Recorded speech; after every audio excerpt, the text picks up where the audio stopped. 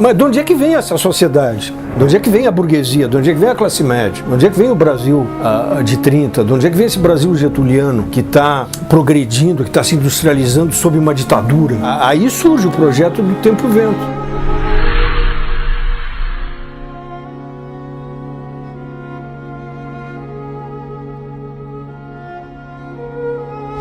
Ele passava o dia lá embaixo escrevendo e no fim do dia, no fim da tarde, ele trazia o que ele tinha feito aqui para cima, peça poltrona. Ele botava uma tábua aqui em cima e corrigia o que ele tinha feito durante o dia, né?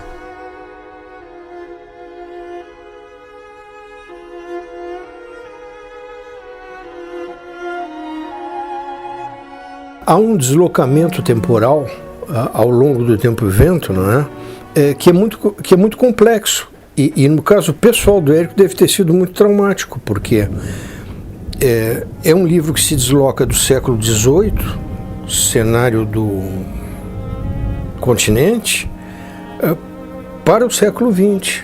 Ou seja, aquela atualidade que estava sendo vivida pelo próprio Érico. Ele começa a pensar esse livro principalmente depois do fim do regime do Getúlio Vargas. Ele quer pensar o Brasil, como é que nós chegamos no Getúlio Vargas, o que Brasil é esse que deu nesse ditador, nessa ditadura, mas ao mesmo tempo um ditador popular, essa figura tão contraditória que é o Getúlio.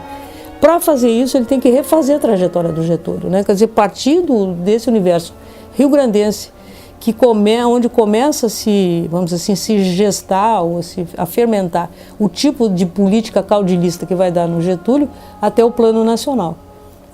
O livro faz esse percurso, né? Por isso que ele sai do Rio Grande do Sul e vai para o Nacional e volta, porque esse é o percurso que o Getúlio faz. Eu acho que esse projeto é o projeto que ele tinha na cabeça e que ele levou até o fim. Ele não achava que fosse um romance histórico e não é um romance regionalista também, né? Porque é justamente a história do Rio Grande do Sul vista, não vou dizer de longe, né, mas de fora certamente, né, por alguém que leu outro tipo de literatura e que abordou a história do Rio Grande do Sul também de uma maneira diferente, né. Esse grande romance, entre aspas, e até uma crônica que vira em determinado momento, faz com que o Érico, então, coloque o Rio Grande do Sul e sua história como o pano decorativo de um grande teatro. E joga esses personagens que ele cria no palco e eles criam vida. É isso que é o mais importante. Chega um momento que o escritor não controla mais o que eles vão fazer dentro da própria obra.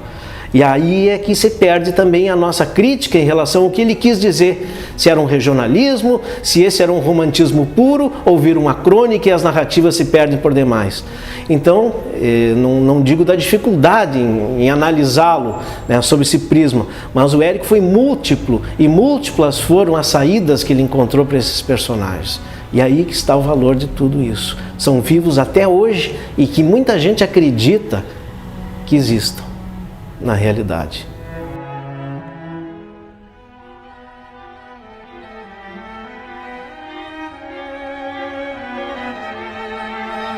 A alma da velha Cruz Alta está presente na alma de Santa Fé.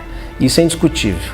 Esses elementos políticos, o caudilismo, a própria formatação da sociedade rio-grandense com esses elementos importantes e as mulheres fortes, foram muito que claramente extraídos da sua família, dos amigos, enfim, da própria história que ele viveu aqui nessa cidade de Cruz Alta. Ele tinha boas lembranças de parentes, de avós e bisavós e tal, que ele usou bastante nos livros, esses personagens pelos quais ele tinha uma grande afeição, né? Ele gostava inclusive de imitar esses personagens, assim, de fazer encenações de episódios na vida deles. Então acho que foi isso, ele se aproveitou bastante da família, dos parentes, dos antepassados, né? O avô dele, que também era um índio, usando a expressão da época, índio grosso, barbaridade, né? O Aníbal Lopes da Silva, que foi tropeiro e que legou ao Érico essa mania de viajar pelo mundo, indisfarçável mania, né? Esse tropeiro virou Aderbal Quadros. Tinha o tio Nestor, que vivia em Revoluções, né? Que era irmão do pai dele, irmão do Sebastião. E que é talvez um pouco o modelo para o Capitão Rodrigo, né? A própria mãe do Érico, a Dona Begaí era uma mulher forte. Dizem alguns parentes que a gente tem relação que dificilmente ela sorria. Que talvez seja um reflexo das mulheres da época. O Arquipélago tem uma cena que é da reconciliação do personagem Floriano com o pai dele. Floriano é, de certa maneira, a figura do escritor, né? A figura representa no livro o próprio escritor, o próprio autor. E ele também nunca teve essa cena de reconciliação com o pai, né? O meu pai nunca teve essa reconciliação com o pai dele. Ele faz uma interpretação meio psicanalítica dele mesmo, que para conseguir fazer aquela cena do Floriano com o Rodrigo, de reconciliação, enfim, ou de entendimento final, foi muito difícil. E nesse período, assim, até ele conseguir elaborar isso tudo, ele teve um infarto. Aos poucos, então, depois que ele se recuperou do infarto, é que ele conseguiu realmente concluir o terceiro volume, basicamente. Eu vejo o projeto e o processo do Tempo e Vento como um romance concêntrico. O que eu quero dizer? Você pega assim um pequeno pontinho, esse pontinho é a família Terra Cambará. Há um círculo maior, que é a cidade imaginária de Santa Fé.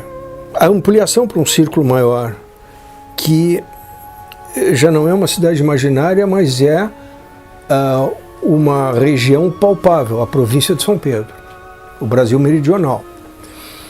Você tem um círculo ainda maior, abrangendo os anteriores, que é a formação da sociedade brasileira. E você tem um círculo maior ainda, que vai fechar todos os outros, que é